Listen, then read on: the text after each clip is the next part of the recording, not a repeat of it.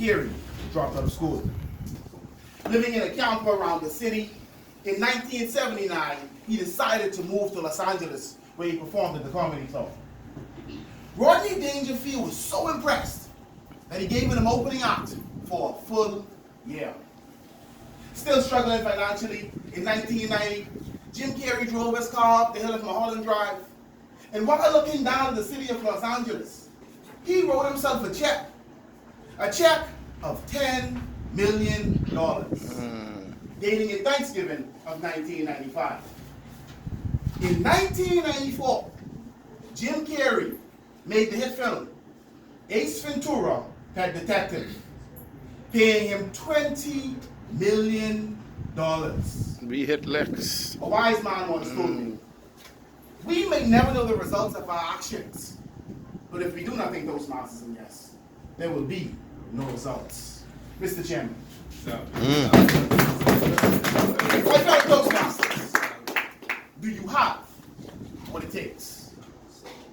My distinguished guest, do you have what it takes? Although you may want to answer yes, there are a few questions that must be put to the fore. Do you have what it takes to do what? And what does it take? Here, I hold the rope in my hand, with one end representing our current situation and the other our destiny. And as I stand in the center, I pose the questions. Do you have what it takes to hold the tension between your current situation, the processes, and your destiny? Do you have what it takes to leap over the hurdles of life and push your way ahead towards the finish line? Do you have what it takes to swim through these rough waters and reach the shorelines of your destiny? Do you have what it takes to forge your way ahead on this obstacle course, defy the odds, and complete this decathlon called life? See, Jim Carey's story conveys that it takes numerous attributes to respond to the questions above, for he displayed just that. The ability to make paradigm shifts, stickability, reliability, and the utilization of one's talents and gifts. A myriad of qualities to help you to move through this process, which we call life. Toastmasters and guests, do you have what it takes? Using the experiences of Nelson Mandela, an anti-apartheid activist and philanthropist, and one who became the first black president of South Africa, after spending 27 years in prison for political offenses, I concluded that it takes an unwavering commitment to be isolated from the world in a pit, as black is described by William Ernest Henley, and not to allow injustice to dampen one's soul, not to wince, nor cry aloud, not to bow nor be afraid, Toastmasters and guests. Do we have an unwavering commitment that can echo in the midst of adversity?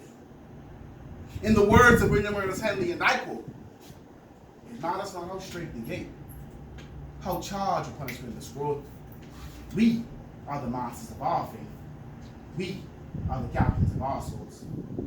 Let us now turn our attention to the 1960 civil rights activist, Dr. Martin Luther King, whose courage defied the threats of the Ku Klux Klan. In the midst of inequality, fought passionately and with willingness to defy and subject himself to death. Do we have what it takes to fight? Rise above what the masses say, think, and or do. Toastmasters and guests, I ask you again, do you have what it takes?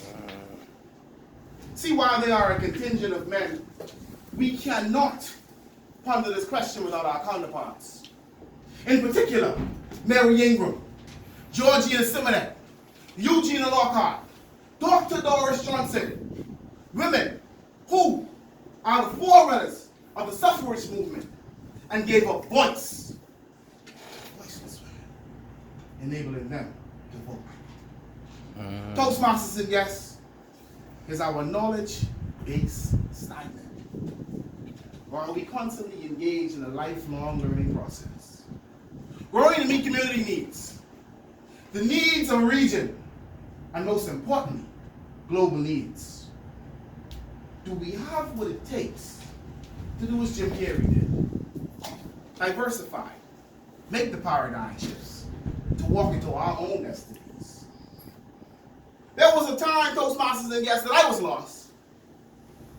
There was a time when I was blind. There was a time when I did not know what I wanted to do. And then I asked myself the questions. Do you have what it takes? Do you have what it takes to do what, Trevino? Do you have what it takes to grow up a young king in a society filled with gang violence? Do you have what it takes to be an entrepreneur and leave your 9 to 5 behind? Do you have what it takes to stand in a room with men from different walks of life, called 1600 Toastmasters and guests? And I stand here in front of you today, reformed, born again, and freedom Toastmasters and guests. What does it take to hold the tension between our current situations, our processes, and our destiny? See, the question has been answered by Nelson Mandela, Dr. Martin Luther King, the women's suffrage movement, and even little old me. Do you have an unwavering commitment?